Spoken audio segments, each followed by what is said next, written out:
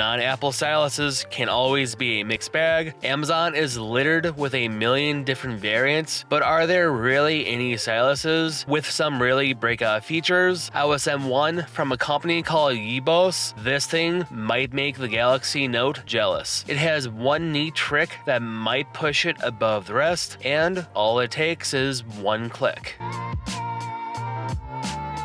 Hey, it's V. Let's get started. This is the Yebos Stylus pen for any iPad out there. This can be picked up off Amazon for around $20 to $30. Like always, it will be listed down below. This will work with any iPad. I've reviewed a bunch of non-Apple styluses in the past, and this one offers a little bit more value compared to the rest. It has a programmable action button with a bunch of different features. It charges with USB Type-C and gets about 14 hours until it needs to be recharged. It offers palm rejection. Inside the box, you get the stylus, which looks just like the Apple Pencil, the company branding on the side, 2 replacement tips for the stylus. It's fairly easy to swap them out.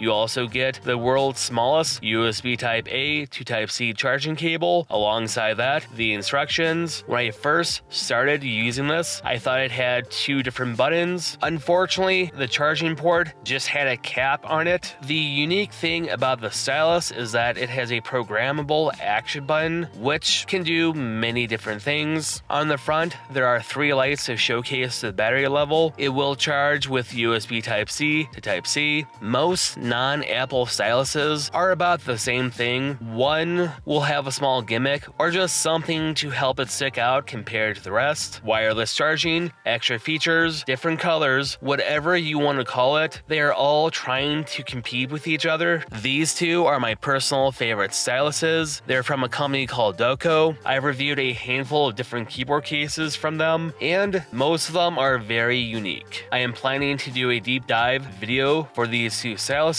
so make sure to be subscribed and stay up to date with all my content. Unlike the Yebos stylus, the gray Doqo does have its charging port under the cap. I like this the best because it covers up the charging port from dust and debris, plus there isn't a massive hole at the end of the stylus. It really looks bad from a design standpoint. The gray Doqo looks simpler and cleaner compared to Yebos. At the end of the day, it doesn't change anything, but personally, it just looks better. With the cover on the charging port, it looks awkward and doesn't have that secured fit on the iPad. That cover does need to come off. The clear stylus from Doqo actually charges wirelessly, like what the Apple Pencil 2 does. This is another stylus I picked up off Aliexpress for around $7. It charges the same way as the transparent one. There is a small, tiny exterior screen on the stylus to showcase the battery level. The screen looks like it's from a 1980s calculator. It's very low res. My favorite carrying case is also from Doqo. It's a small brown leather case which can be picked up off Aliexpress for about $20. I will list it down below. It's a very nice case. I have one each for my Mini 6 and my Pro. You really cannot go wrong with these. Also inside each of them is a sleeve to hold the stylus and keep it protected while traveling.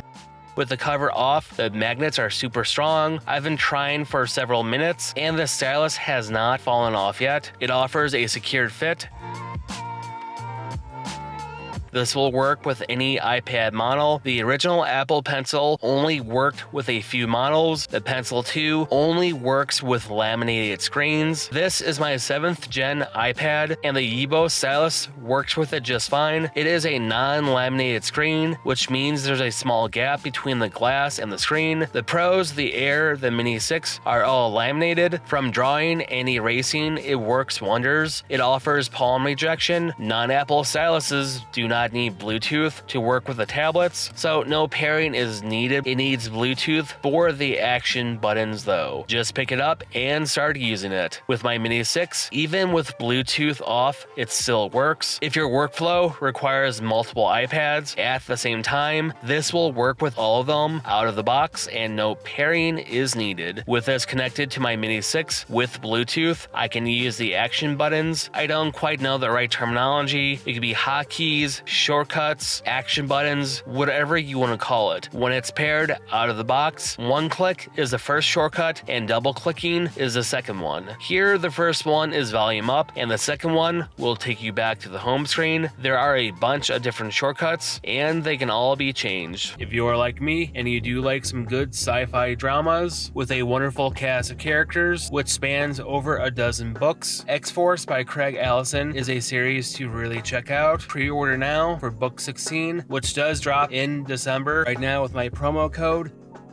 you can get 2 free audiobooks, 30 days for free, and after the free trial, it's $14.95 a month. You can cancel at any time. Re-listening with Skippy and Joe is such a wild ride. This series is one worth checking out. You need to download the app called Note Yebos. It's free from the App Store. It is some random note-taking app. Personally, I will never use it. Once opened, scroll to the bottom. There are the settings for customizing the action buttons. One click is the first action, and double clicking for the second one. There are a whole variety of different available actions for each click. The actions might vary depending on the application. With this part, I'm going to hit the highlights. I don't feel like doing a 30-minute video right off the bat. You can turn off the hotkeys, going home, turning off the screen, brightness up and down, multitasking, volume up and down, next page, previous page, mute, spotlight search, taking a photo, only when the camera is opened, taking a screenshot, editing the screenshot, undo, eraser, pen, which I have not gotten this one to work yet, previous song, next song. There are a few other ones, but those are specific just to this app. There are a variety of different things you can do.